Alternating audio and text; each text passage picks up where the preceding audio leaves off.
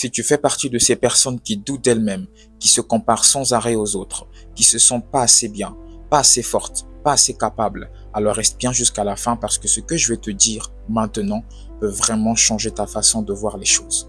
90% des gens sur cette planète ont déjà ressenti un sentiment d'infériorité. Mais ce que très peu comprennent, c'est que ce même sentiment peut soit te briser, soit te construire. Et tout dépend d'une seule chose, ce que tu choisis d'en faire. Le sentiment d'infériorité naît souvent dans le silence de notre cœur. Il grandit quand on regarde ce que les autres ont, leur succès, leur confiance, leur expertise dans un domaine et quand on se rend compte que nous, on l'a pas encore. Parfois, il ne vient même pas de nous, il naît dans les paroles qu'on entend, des critiques, des remarques sur notre façon de faire, notre lenteur, nos échecs, nos différences. Et petit à petit, on commence à douter. Pas seulement de nos résultats, mais de notre propre valeur, notre personnalité. On se voit moins que rien, incapable d'évoluer dans la vie. Mais attention, c'est là que tout se joue. Parce que ce doute, tu peux le laisser te détruire à petit feu, ou encore tu peux décider d'en faire une force, une fondation pour te propulser vers l'avant. Pas pour te prouver aux autres, mais pour construire une vraie version de toi. Une version de toi plus forte, plus consciente, plus alignée avec ta vraie personnalité. Et pour ça, il y a 3 piliers, 3 leviers intérieurs, 3 façons de transformer ce sentiment d'infériorité en force.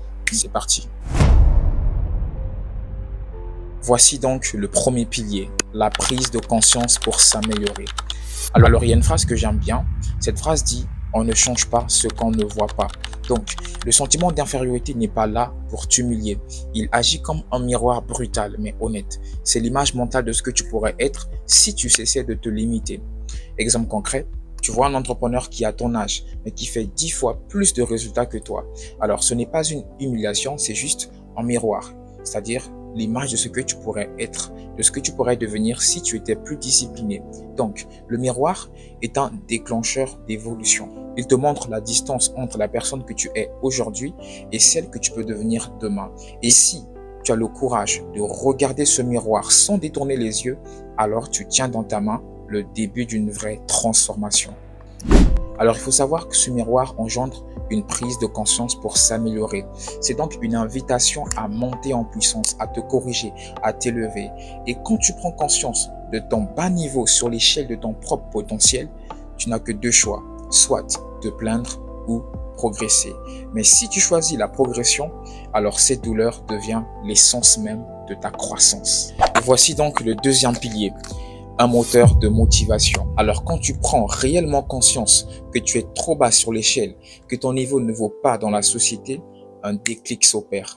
Et si ce sentiment d'infériorité est bien évidemment dirigé vers le côté positif, il devient un générateur d'énergie. Il te bouscule, il te force, il te pousse à te réveiller, à aller accomplir les tâches qui te manquent pour atteindre l'échelle haute. Et à partir de ce moment où tu refuses de rester faible, ce sentiment se transforme en carburant.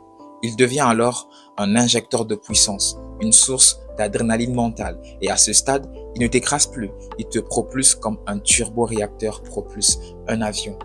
Mais ce n'est pas tout, car ce même sentiment d'infériorité qui crée une prise de conscience pour t'améliorer et qui devient aussi un moteur de motivation t'apprend à te rendre conscient que tu ne sais pas tout, que les autres peuvent jouer un rôle de miroir dans ta vie, ce qui nous emmène à la 3e clé qui est l'humilité.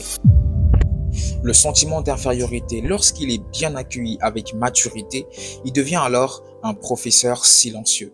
Il ne te dit pas que tu es moins, mais au contraire, il te fait comprendre que tu peux devenir plus. Il te rappelle que tu n'as pas encore atteint le sommet que tu veux, que tu n'es pas encore au complet. Et c'est justement cette lucidité qui ouvre la porte à l'apprentissage. Donc, l'humilité, ce n'est pas une faiblesse, c'est juste la posture de ceux qui savent écouter, évoluer, se corriger. Et comme dit les Écritures bibliques, si tu es chrétien, l'humilité précède la gloire. Tu verras que si malgré tu atteins un certain niveau élevé dans la vie et que tu restes toujours humble, tu vivras au-delà de la gloire que tu imaginais. Grosso modo, le sentiment d'infériorité ne cherche pas à te faire tomber, il cherche à te réveiller. Il peut devenir ce moteur qui transforme ta frustration en force, ton doute en énergie. Et surtout, il peut t'apprendre l'humilité, celle de celui qui n'a pas toutes les réponses, mais qui décide quand même d'avancer. Alors non, ce n'est pas une malédiction, Tout dépend de ce que tu choisis d'en faire.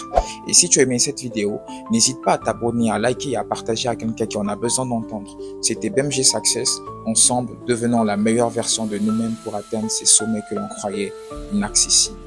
Ciao.